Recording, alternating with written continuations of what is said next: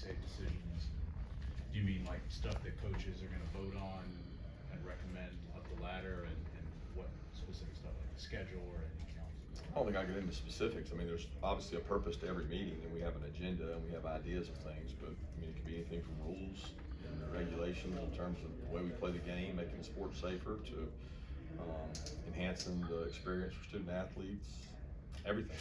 So you know what's on the docket. There's a lot of things up to talk about in our game that have changed, so I'm not really referencing anything specifically, just making our game better. Kirby, 3 years ago, we're referring back to, I think we were talking about the LSU game, and I think as a student athlete, you talked about that being one of your memories and wanting to see your players playing more games.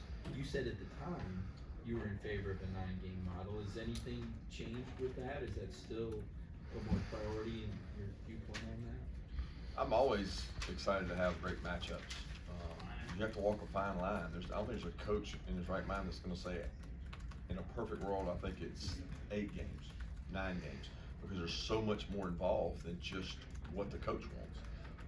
There's a lot to do with television contracts. There's a lot to do with making sure everybody gets to play, a fair schedule. It's hard when you look at it and you look at the options out there. There's a lot of options. I'm for what gives the student athlete the best experience of being in our conference. We've got 2 more teams on the horizon, and that changes the dynamic as well. So there's nothing wrong with the 9-game schedule, but that may not be the best thing for the conference right now. So I think it's a lot more about who you play in those other games than necessarily a 9-game schedule. And we've been very aggressive in terms of scheduling and trying to schedule opponents out in the future that make great matchups, because I want the University of Georgia to play in big games. So whether that's an extra SEC game or another Power 5 opponent that attracts our fan base and excites our fan base, then so be it. But I don't have a stance in terms of this is what's best or that's what's best, because it changes as our conference changes. Kirby, you've had a lot of success in the SEC East. Obviously, there's a future possibility of new divisions. What are your thoughts on that, and do you have any thoughts on the 3 permanent rivals if they go in that direction? I think there's a lot of options on the table, probably more than you guys even mentioned, but I'm not into whether we have divisions, pods, permanent rivals. I'm into what's best for our conference, and that's long-term what's best for our conference, what gives us the best opportunity to create national champions, and not trying to look at it through a straw of only what's best for Georgia, because sometimes those two are hard to coexist. If you try to keep 14 or 16 teams happy, there's not a model for that, right? Somebody's going to have something they dislike within that model. So it's about the student athletes and their experience more so than just the scheduling. Is that hard to figure out what's best when you're not entirely sure what the CFP format is beyond 2025?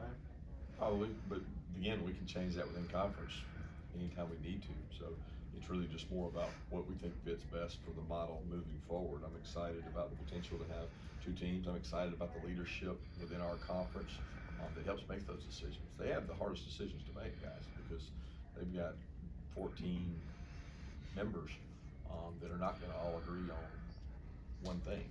I'm smart enough in politics to know that you're not going to have 14 of your constituents all out there clapping and happy. So there has to be a method of madness, and somebody has to make the ultimate decision on what's best.